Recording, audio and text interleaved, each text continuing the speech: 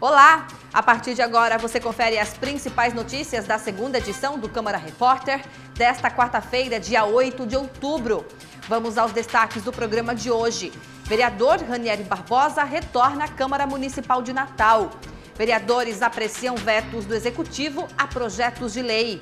Servidores do Detran entram em greve a partir desta sexta-feira. Comissão de Defesa dos Direitos da Pessoa com Deficiência debate sobre o tema da redação do Enem. Tudo isso e muito mais a partir de agora.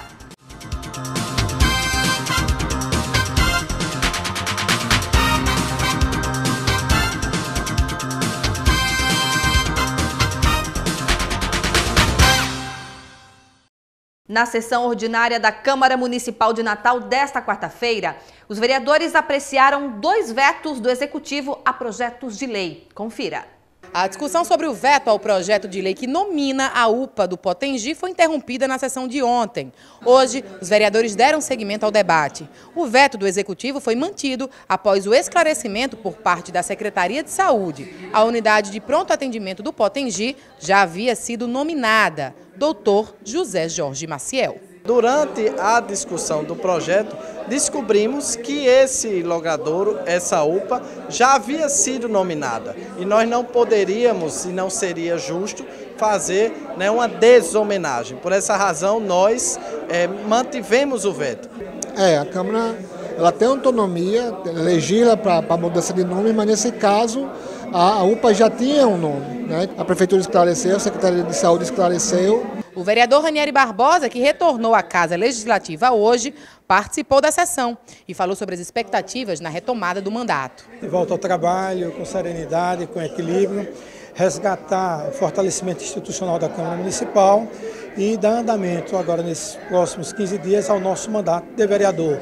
E a partir do dia 22, assumindo a presidência da Câmara Municipal, cumprindo as determinações do Superior Tribunal de Justiça. A sessão continuou com a discussão do veto integral imposto pela Prefeitura ao projeto de lei do vereador Sandro Pimentel, que cria e posteriormente regulamenta um espaço exclusivo e adequado para a reprodução de paredões de som.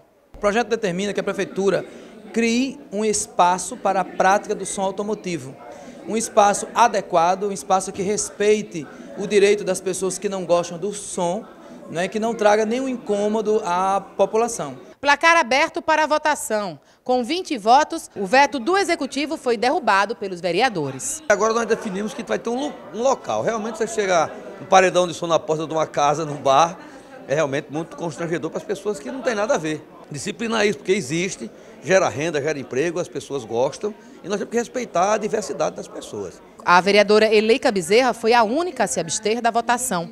Ela justificou a ausência de um posicionamento. Eu confesso a minha não confiança que isso vai acontecer. Eu, inclusive, me abstive, talvez para não ser radical, pensei muito e ouvi, discuti até com pessoas ligadas a esses equipamentos, E vou ser fiscalizadora, eu vou ser fiscal.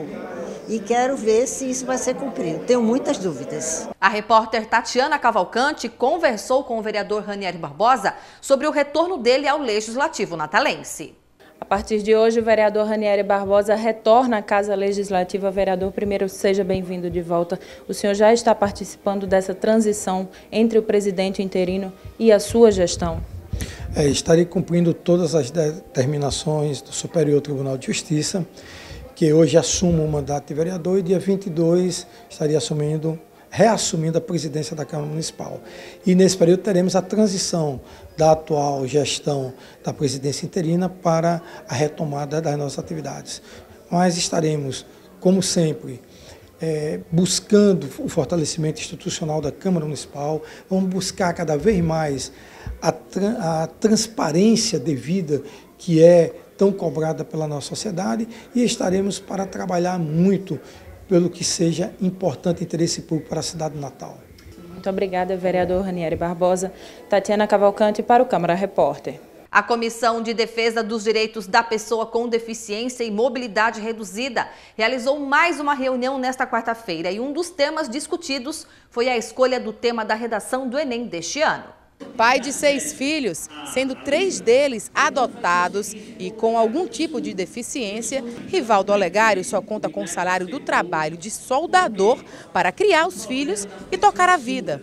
As dificuldades do dia a dia foram relatadas na reunião da comissão de hoje. A gente não tem ajuda dos governadores, dos vereadores, de nenhum órgão que tenha aquela autoridade para ajudar. Eu não tive ajuda de órgão nenhum, eu fui uma pessoa que não tive apoio de ninguém, né? Me deram os meninos e eu para me cuidar, mas eu fui na minha batalha, ia atrás de remédio, ia atrás de fralda, e faltava, eu tinha que botar no meu bolso. Uma das maneiras de lidar com essa realidade e melhorar também a qualidade de vida dos deficientes é sim por meio da criação de políticas públicas, discutindo e propondo novos caminhos. A escolha do tema da redação do Enem neste ano impôs o desenvolvimento de uma visão mais sensível sobre o tema. Esse assunto ele é atual.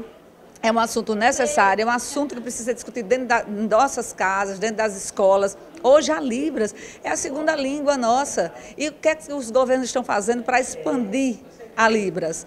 Hoje se preocupam em aprender inglês, aprender espanhol, mas eu não vejo ninguém pagando um cursinho para o aluno ter Libras. Eu não vejo as escolas com os intérpretes de Libras. Então isso agora rasgou, né, essa casca que estava obscura e a sociedade toda está aí debatendo e só isso já vale. Hoje, sem dúvida, acho que o tema central foi a iniciativa, né, do MEC, através da redação do Enem, provocando com que as pessoas pensem, parem um pouquinho para pensar na inclusão das pessoas com deficiência, especificamente das pessoas surdas, né? A educação inclusiva e ainda os caminhos que temos que percorrer, né, para realmente garantir a plena inclusão das pessoas com deficiência, ainda mais com a questão da surdez. A presidente da comissão, a vereadora Carla Dixon, destacou as conquistas alcançadas por meio desta comissão criada neste ano. Foi um ano muito rico, foi o primeiro ano de instituição da Comissão em Defesa dos Direitos das Pessoas com Deficiência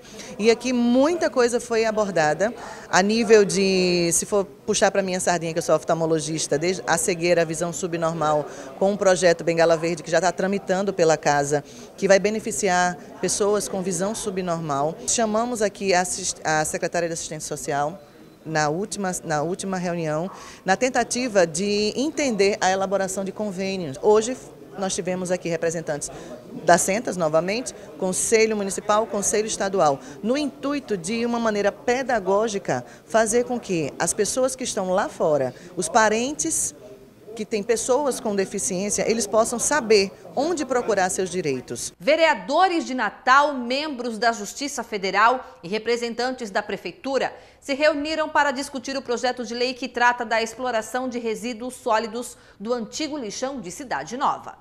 A reunião convocada pela Justiça Federal, onde tramita desde 1988 o processo de execução das dívidas da Urbana, esclareceu a importância da votação e aprovação pela Câmara Municipal do projeto de lei 248 do Poder Executivo, que prevê a autorização da criação de uma sociedade de propósito específico para a industrialização e comercialização dos resíduos sólidos do aterro sanitário de Cidade Nova.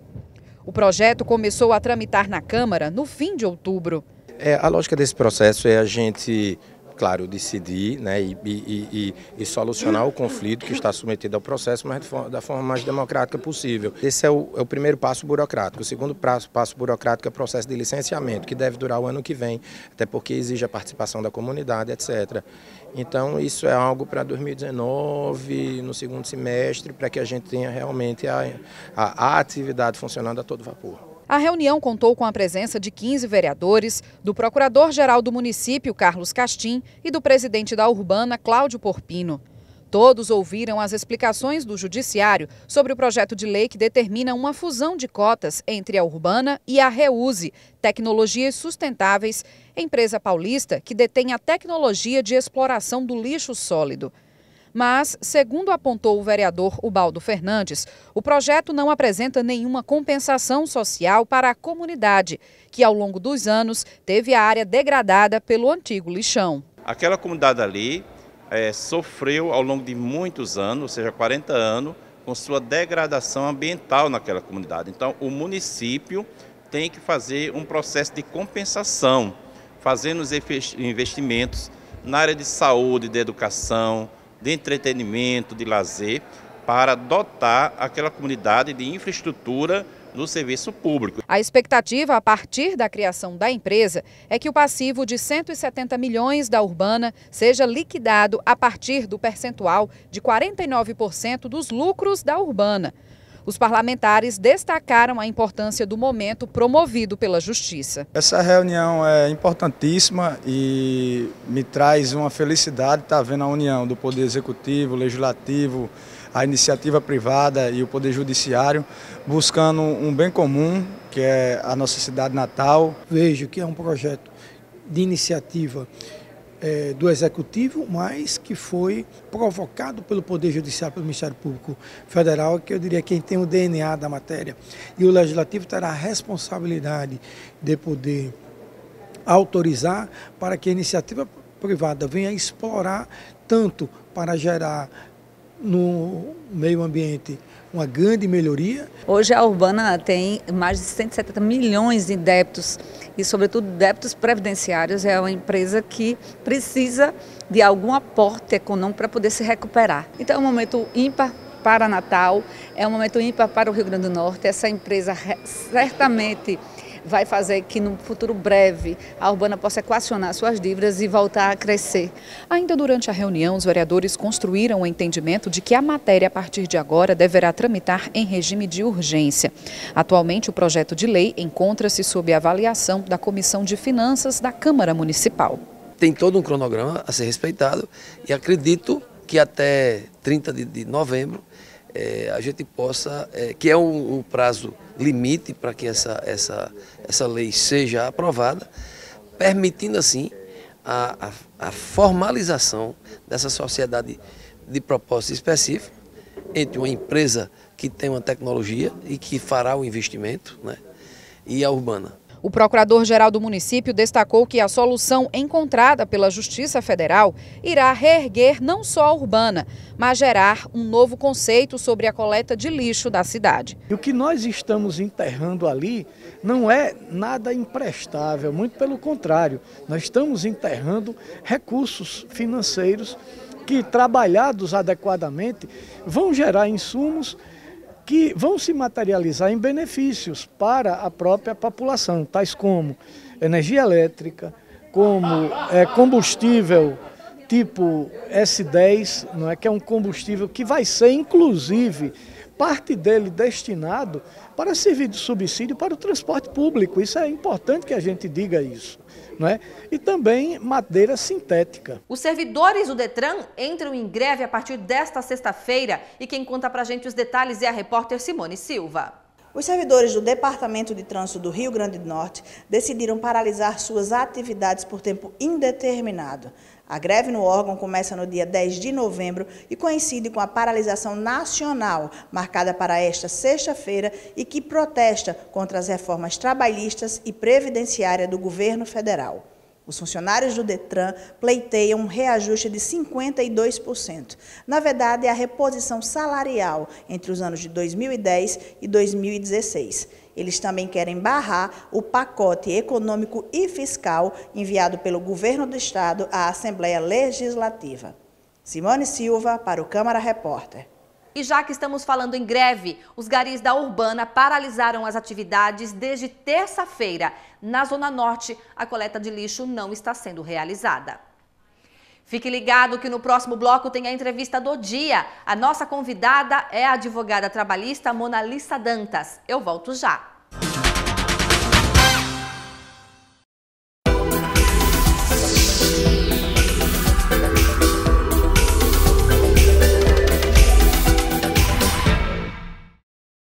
O Parlamento se une para expandir os limites da cidadania.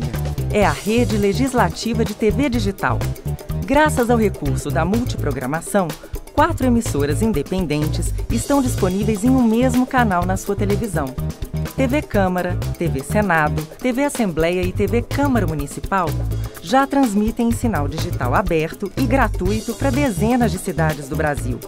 Isso significa muito mais qualidade de som e imagem e muito mais conteúdo para você. Mas como sintonizar a rede legislativa de TV digital? É muito simples. Se sua TV for mais antiga, basta conectar um conversor digital nela.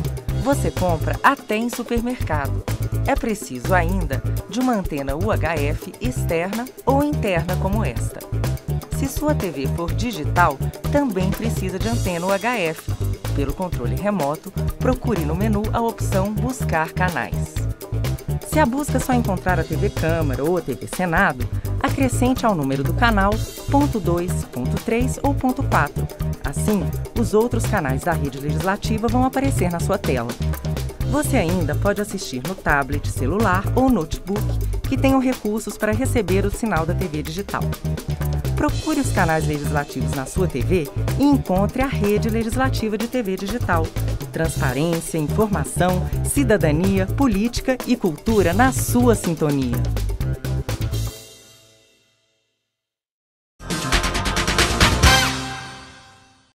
Estamos de volta com a segunda edição do Câmara Repórter e chegou a hora da entrevista do dia. Eu recebo aqui a Monalissa Dantas, ela é advogada trabalhista e a gente vai falar de um assunto que foi bastante polêmico e que entra em vigor neste sábado, dia 11. Sabe o que é?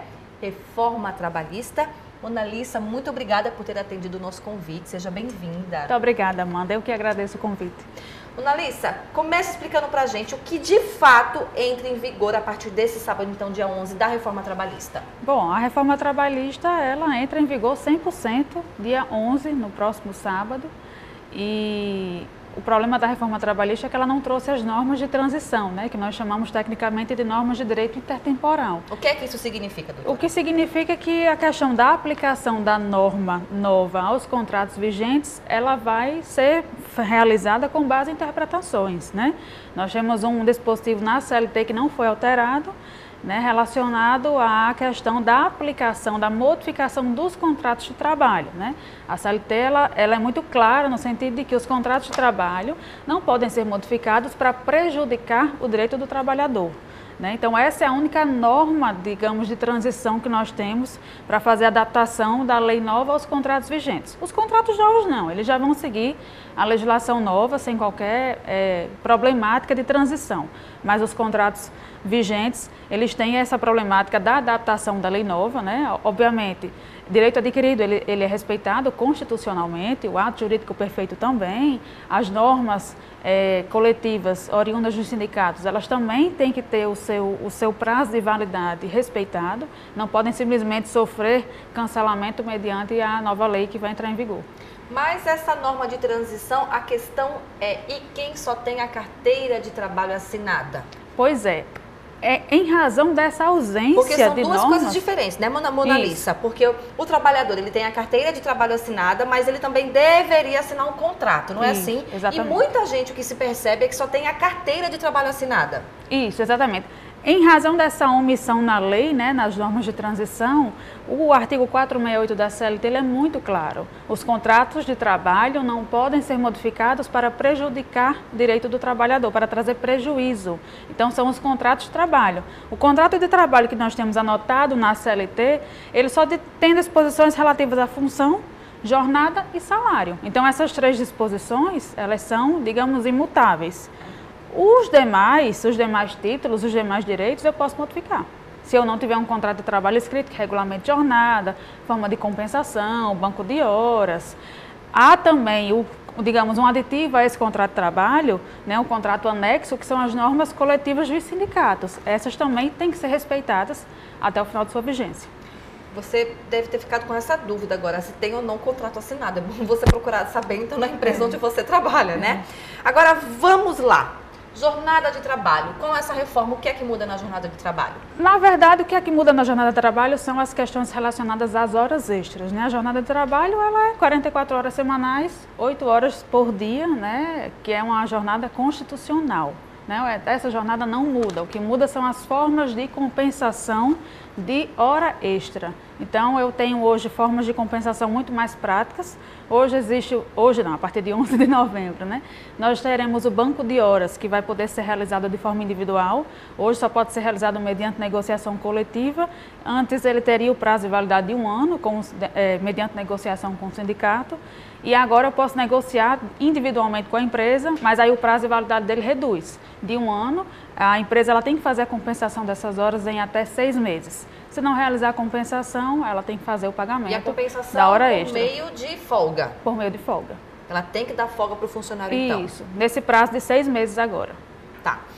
Outro assunto bastante comentado é essa questão da divisão das férias. Com a reforma trabalhista, as férias elas poderão ser divididas em 3 partes, é isso? Isso, exatamente. Antes ela só era permitida o parcelamento em até 2 vezes, né? E assim, em casos muito específicos.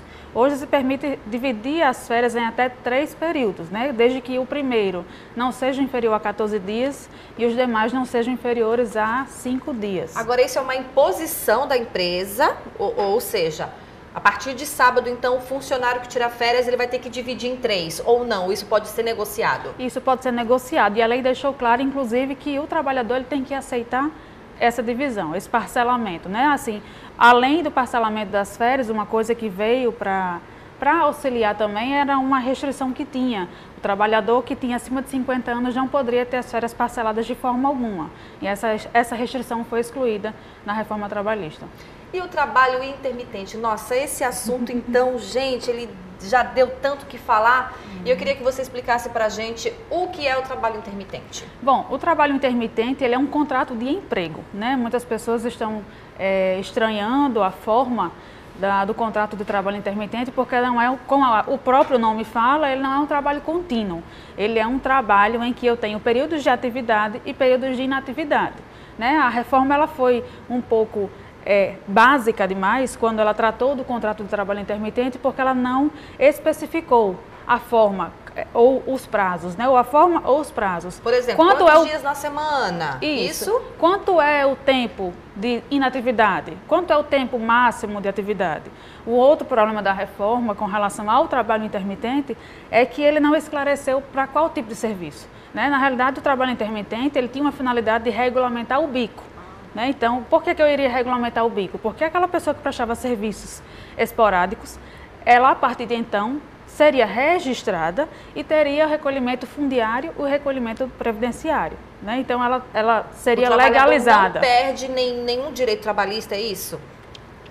O trabalhador não perde?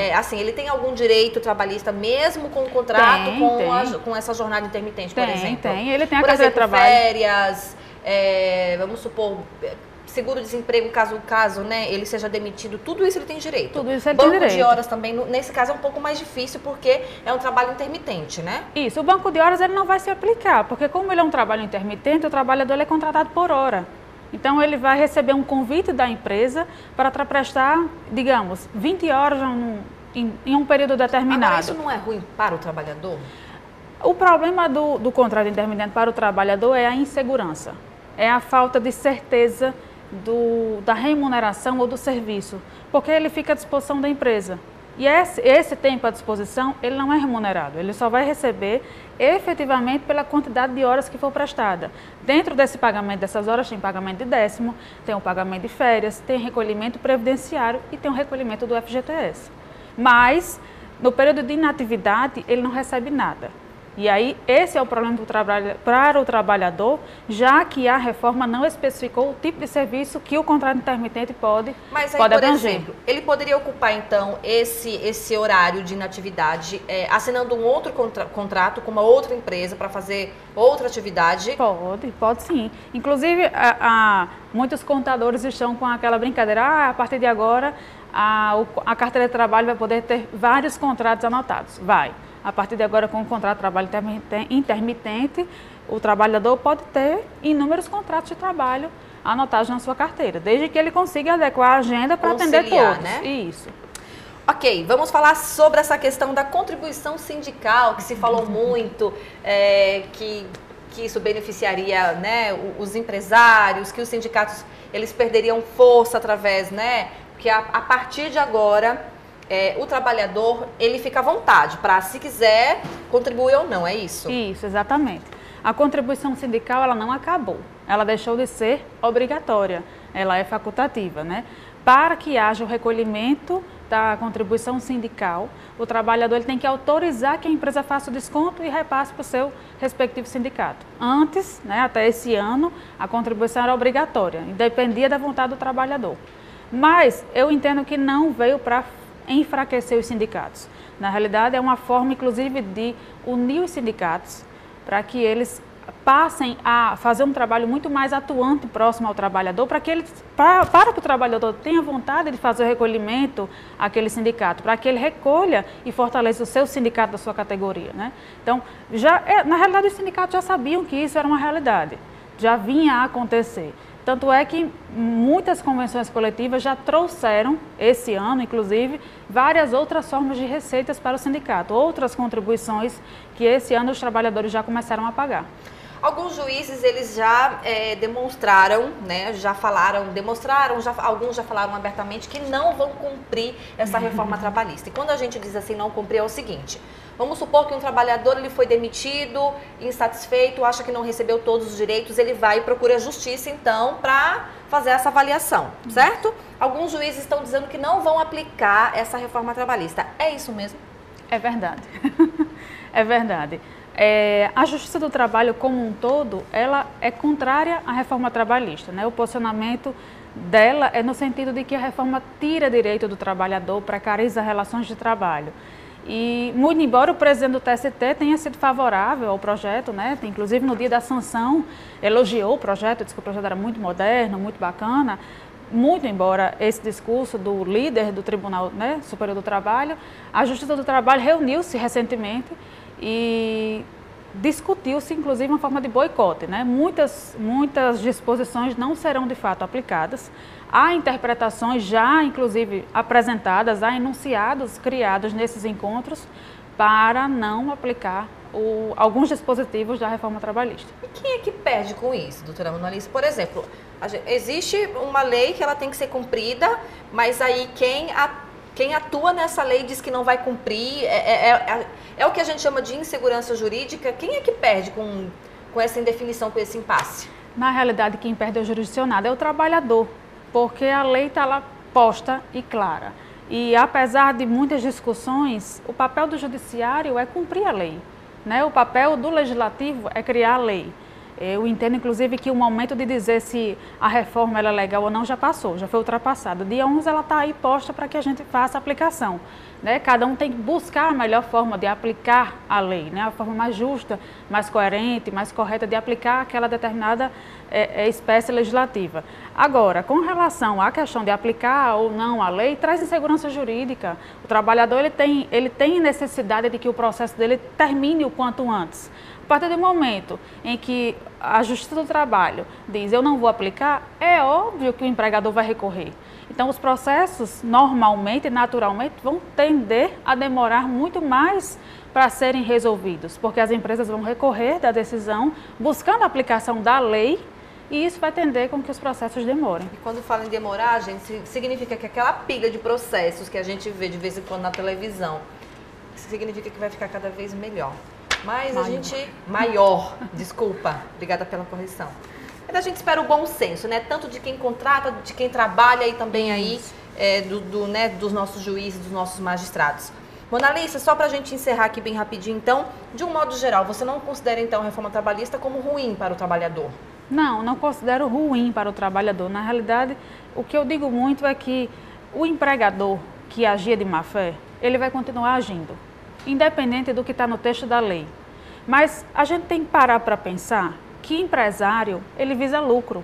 Então, ele não vai trocar a mão de obra dele por mão de obra precária. Ele quer lucro.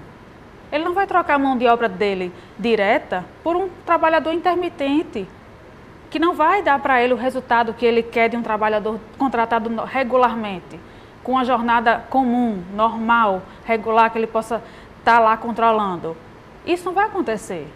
Óbvio, como eu estou falando, aquele que já trabalha com malícias, com brechas, esse vai continuar fazendo. Agora ele tem um pouco mais de opções para fazer isso. Até porque agora a reforma trouxe a possibilidade de as questões negociadas valerem mais do que as questões legisladas. Então o negociado vai prevalecer é o ponto, né, sobre o legislado. Então isso aí vai dar brecha para que o empresário malicioso, aquele que age de má fé, continue agindo. Mas aquele empresário que está lá com esmero na sua empresa, com cuidado, fazendo com que ela gere lucros, ele não vai trocar a mão de obra dele direta, por exemplo, por uma mão de obra terceirizada, que ele não tem o controle, que ele não tenha mais a mesma qualidade do serviço. Eu espero sinceramente que não, viu? Monalissa Dantas, ela é advogada trabalhista. Eu agradeço muito aqui a tua participação, viu? Foi bastante esclarecedor. Tenho certeza que a gente tirou a dúvida de muita gente. Muito obrigada, eu que agradeço o convite. Só lembrando então, a reforma trabalhista entra em vigor neste sábado, dia 11, tá? Essa edição do Câmara Repórter fica por aqui. Muito obrigada pela companhia de todos. Amanhã a gente está de volta. Tchau!